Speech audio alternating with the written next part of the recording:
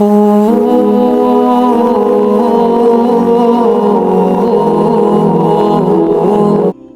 تقی عثمانی صاحب کے بارے میں کسی نے خواب دیکھا، مختصر یہ کہ مسلمانوں پر بہت ہی آزمائش آنے والی ہے اور حفاظت کے لیے کوئی دعا نبی نے بتائی. یہ خواب پر حضرت کا بیان بھی آیا، آپ بھی کچھ فرما دیں. نیز زلزلے اور قدرتی آفات اور عذاب میں موقع کے حساب سے کوئی خاص یا دعا یا قرآنی آیت وغیرہ ہے، جیسے سورہ زلزال وغیرہ پڑھنا؟ دیکھو، سب سے پہلے خدا کی نافرمانی چھوڑی جائے. زلزلے تو آتے رہیں گے، آتے ہیں، اور حدیث میں آتا ہے قرب قیامت میں قدرتی حادثات کی تعداد کم ہونے کے بجائے بڑھے گی. حدیث میں آتا ہے کہ جیسے جیسے قیامت قریب آئے گی نا، یہ قدرتی حادثے کم نہیں ہوں گے. سائنس تو ترقی کر رہی ہے، لیکن قدرتی حادثوں کا ریشو کم ہونے کے بجائے بڑھے گا. کچھ حادثے ایسے ہیں جو سائنسدان بتا ہی نہیں سکتے، تو روک کہاں سے سکتے ہیں؟ اچھا، یہ ہمارے یہاں فضول قسم کی بحثیں شروع ہو گئی ہیں. جی ترکی میں جو زلزلہ آیا ہے تو یہ اسرائیل نے کیا ہے یا امریکہ نے کیا ہے. کوئی اسرائیل امریکہ کے باپ کے پاس بھی اتنی پاور نہیں ہے کہ پورے ملک کو زلزلوں سے الٹ دے. یہ فضول قسم کی تحقیقات ہیں جس سے صرف پاکستانی لوگ متاثر ہوتے ہیں. کوئی پڑھا لکھا آدمی دنیا میں اس سے متاثر نہیں ہوتا. تو خدا کے لیے پہلے ہی ہم لوگ کا بہت مذاق اڑ رہا ہے، مزید اپنا مذاق دنیا میں دانشوروں کی نظر میں نہ اڑواؤ. سمجھتے ہو؟ ابھی ایسی رپورٹیں آ رہی ہیں کہ جی وہ جو پلیٹیں اس نے ہلائی ہیں اسرائیل نے اور پھر یوں کیا ہے. مجھ سے ایک صاحب نے کل کا، میں نے کہا ہاں وہ جو ہے نا وہ لے کے گھسے تھے، یہ جو ہوتا ہے نا ہمارے یہاں جس سے گٹر صاف نہیں کرتے، ٹریکٹر. ہمارے یہاں تو کچھ بھی نہیں کرتے نا، ٹریکٹر سے کیا ہو رہا ہے؟ کوئی صفائی نہیں ہو رہی. تو وہ ٹریکٹر اور جو مشینیں ہوتی ہیں، تو ٹریکٹر لے کے میں نے کہا وہ اسرائیل نے اپنی فوجیں نیچے گھسائی تھی، نیچے کھود کھاد کے نا اچانک رسی کھینچ لی اور ساری عمارتیں نیچے گر گئیں. پتہ نہیں کیا کیا فضول قسم کی باتیں ہمارے یہاں. کوئی نہ اسرائیل کی سازش ہے نہ یہ امریکہ کی. اتنی پاور اللہ نے انسانوں کو، ایٹم بم مار دے تو ایک الگ بات ہے. ایسا نہیں ہوتا کہ اتنے بڑے بڑے زلزلے، وہ سونامی کے بھی کہا تھا کہ ایک پری پلان ہے یہ.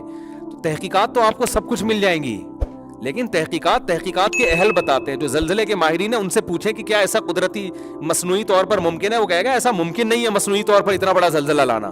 یہ خدا کے کام ہے میرے بھائی، اس میں توبہ استغفار کرے انسان، دنیا کو مسافر خانہ سمجھے.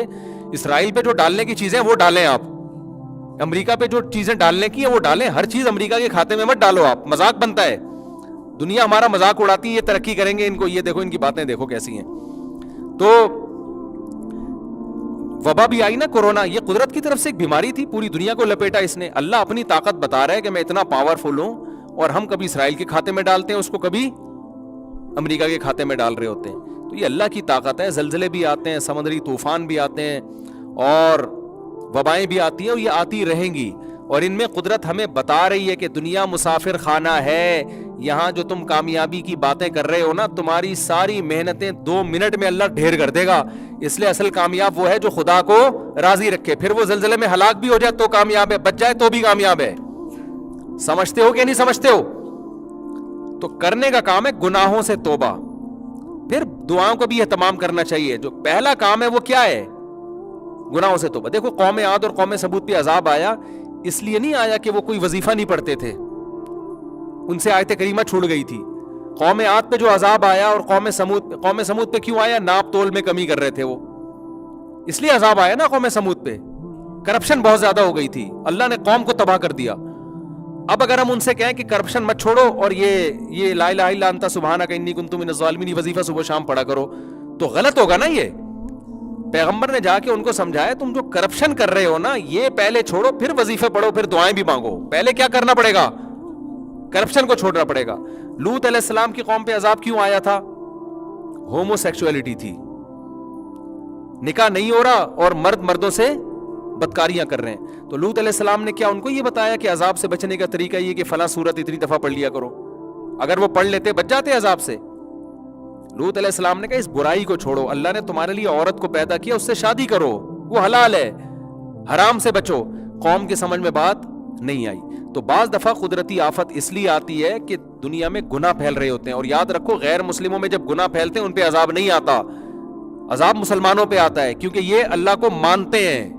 غیر مسلم کے لیے اللہ نے آخرت رکھی ہے، دنیا نہیں رکھی. لوط علیہ السلام کی قوم پہ تو اس لیے آیا کہ پیغمبر کو باقاعدہ بھیجا گیا نا وہاں پہ، ورنہ اللہ کا قاعدہ یہ ہے کہ دنیا میں سزائیں مسلمانوں کو ملتی ہیں، غیر مسلموں کو دنیا میں سزائیں نہیں ملتی. وہ اللہ کو مانتے ہی نہیں ہیں، ان کے لیے اللہ نے آخرت رکھی ہے، آخرت میں سزا رکھی ہے.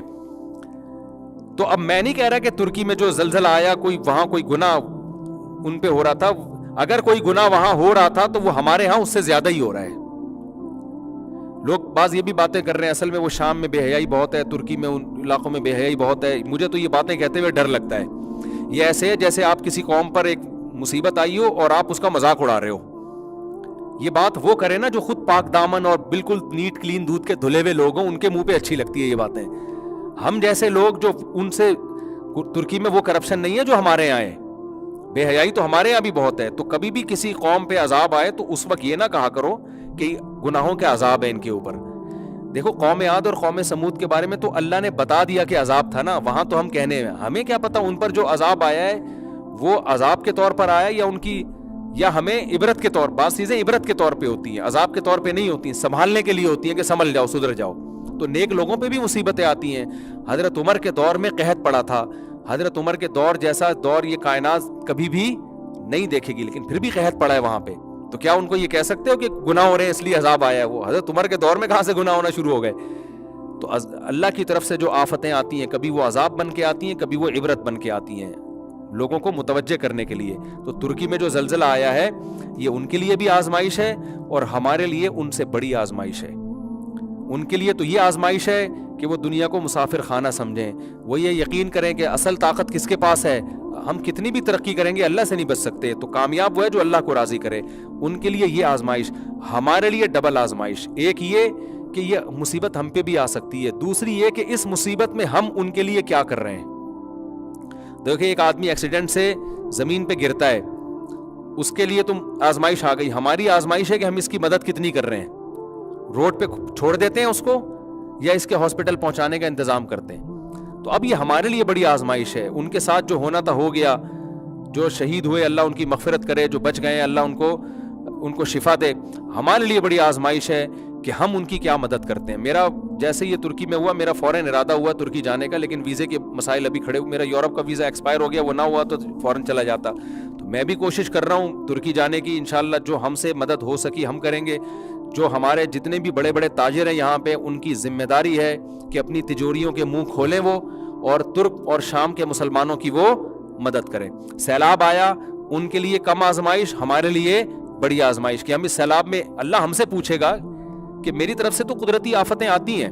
دیکھو ایک بات سنا کے بس اپنی بات کو ختم کرتا ہوں.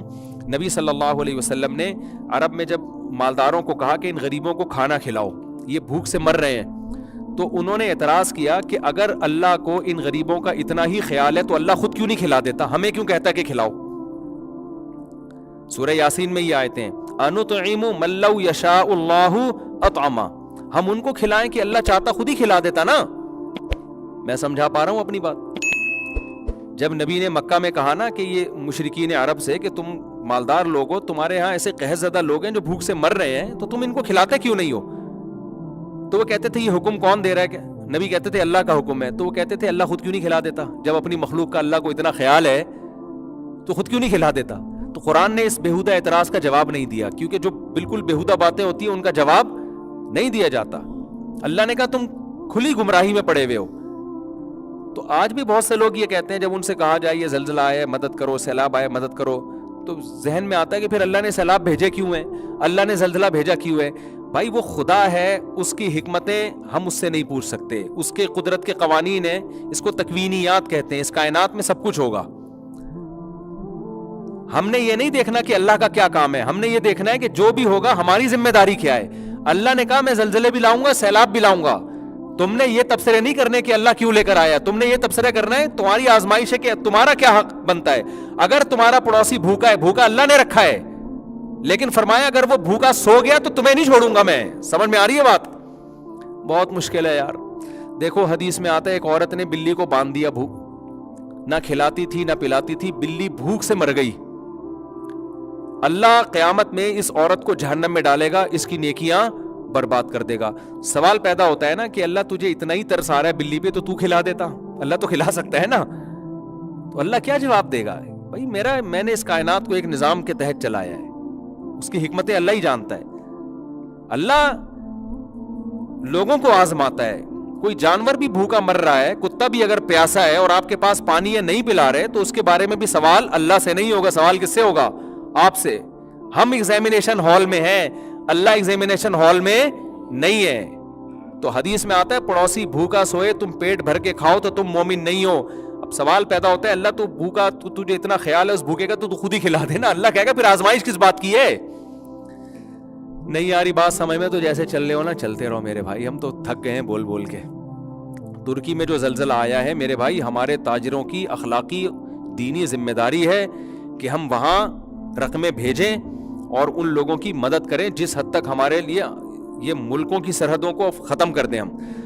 لیکن اس میں ایک بات خوب اچھی طرح کان کھول کے سن لو, جب بھی کوئی زمینی آفت آتی ہے ہم نے مشاہدہ کیا ہے چورن منجن بیچنے والے بھی مارکیٹ میں ہول سیل کے حساب سے آ جاتے ہیں. ایسا نہ ہو کوئی بھی ٹرسٹ آئے, کوئی بھی آدمی آئے اور کہ میں ترکوں کے لیے مدد طلب کر رہا ہوں اور آپ نے پیسے نکال کے اس کو دینا شروع کر دیے. اس میں بہت دفعہ فراڈی لوگ دبا کے نوٹ چھاپتے ہیں اپنے. اس میں بعض ٹرسٹ بھی ہے جو قابل ٹرسٹ نہیں ہے اور بعض لوگ بھی ہے جو قابل اعتماد نہیں ہے. نام اعتماد خان ہوگا لیکن قابل اعتماد نہیں ہوگا بندہ. تو اس میں آپ نے ریلائبل لوگوں تک رقمیں پہنچانی ہے. میں بھی پوری کوشش کر رہا ہوں کہ وہاں جاؤں. ہمارے علماء الحمدللہ, ہمارے اکابر بہت سارے علماء پہنچ گئے ہیں الحمدللہ. ایسی جگہوں پہ علماء بہت جلدی جاتے ہیں الحمدللہ, وہ پہنچ چکے ہیں. میڈیا پہ ان کی کوریج نہیں ہے. تو میرا بھی ارادہ ہے اگر جیسے ہی ویزا ملتا ہے میں انشاءاللہ ترکی جاؤں گا تو ہم بھی کوشش کریں گے ان ترک بھائیوں کو اس موقع پر ہم اکیلا نہ چھوڑیں, شامی بھائیوں کو. تو انسانیت کے ناطے ہماری بھی ذمہ داری ہے. تو زلزلہ ان پہ تو آ گیا, آزمائش ان کے لیے جتنی تھی ہو گئی. اصل آزمائش کس کے لیے ہے؟ ہمارے لیے. ابھی بھی ہم یہاں کھا رہے ہیں پی رہے ہیں. سیلاب میں بھی بہت سے لوگوں نے الحمدللہ بڑھ چڑھ کے مدد کی لیکن بہت سے لوگوں پہ جوں بھی نہیں دیں گی. کیا ہو رہا ہے, کتنا اندر حالات خراب ہوئے, بھوک سے لوگ مرے ہیں. ہمارے جو لوگ سروے کے لیے گئے تھے نا اندرون سندھ, پھوٹ پھوٹ کے رو رہے تھے جب کہانیاں وہاں کے واقعات سنا رہے تھے. کہہ رہے ہمارے ہاتھ سے چاول کا شاپر گرا ہے تو ایک بچے نے نا مٹی والے چاول کھانا شروع کر دیے. لوگوں نے بتایا 3 دن سے اس کو کھانے کو کچھ نہیں ملا ہے. انتظار نہیں کر رہا کہ پلیٹوں میں ڈالیں ہم. ایک عورت نے کہا, رو رہی تھی کہ خدا کی قسم ہم نے زندگی میں کسی کے سامنے ہاتھ نہیں پھیلائے, آج بھوک نے مجبور کر دیا ہمیں لائن میں لگنے. ایسے ایسے خاندانی لوگ جو کبھی لنگر کے لیے لائن میں نہیں لگے, وہ پھوٹ پھوٹ کے یہ واقعہ سنا رہے تھے کہ ہم نے وہ منظر دیکھے وہاں پہ. تو بھائی جب یہ مصیبتیں آتی ہیں اندر کے حالات اندر والا ہی جانتا ہے. ہم تو یہاں کباب پراٹھے پھوڑے, آپ کو منع نہیں کر رہا میں کہ کھائیں, لیکن تھوڑا سا ان کا بھی خیال کریں. تو ہماری ذمہ داری ہے ہم ریلائبل لوگوں تک پہنچے. اور ترکی میں جو ابھی بہت یہ بالا کوٹ سے بڑا زلزلہ آیا ہے, ترکی میں بالا کوٹ سے بڑا زلزلہ آیا ہے, تو ہماری یہ ذمہ داری ہے ہم جس حد تک ان کی مدد کر سکتے ہیں ہم مدد کریں. اللہ تعالیٰ, اور سوشل میڈیا پہ بھی اس کو اٹھائیں آواز. اللہ تعالیٰ سمجھنے کی